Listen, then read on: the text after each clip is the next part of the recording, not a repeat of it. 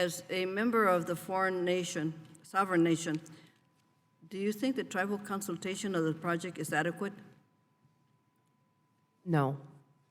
Why is it important that tribal perspective be included in the EIS? It's very important for the tribal perspective to be included in the EIS because we've lived in Bristol Bay for thousands of years.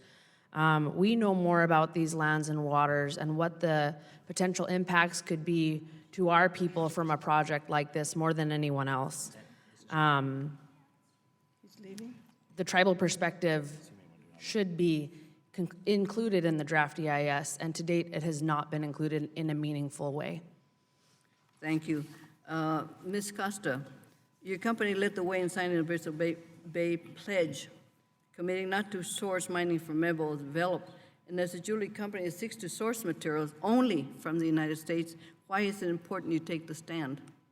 It's important to us because what happens at the origins of our supply chain, it matters. It matters to our customers, it matters to our employees, it matters to our investors and all of our stakeholders. Consumers expect us to be sourcing responsibly. And simply put, I think anything that puts the mining industry in a bad light is bad for our business. Thank you. Mr. McLaren and Mr. Borden, there's a lot about talk about letting the process play out. You have both been involved with the permitting from the federal agency and from a developer's perspective. How does this process compare in scope and detail? So, Dennis McLaren, actually, I've never seen anything quite like this. This is being shortcut. There are gaps in the data.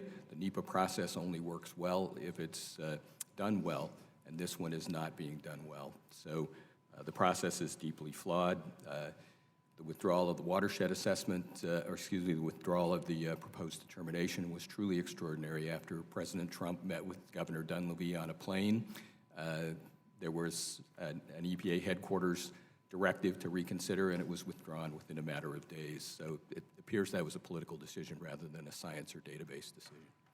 Thank you. Mr. Borden?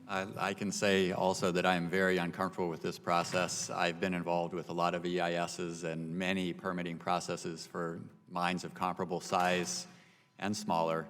I've never seen something going this fast, at least half the time of what you would expect for such a complex project.